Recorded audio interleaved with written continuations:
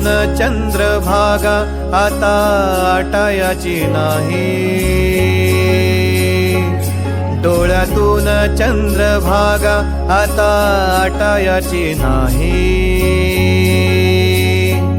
उभ्या जन्मात विठ्ठला वारी चुकायाची नाही।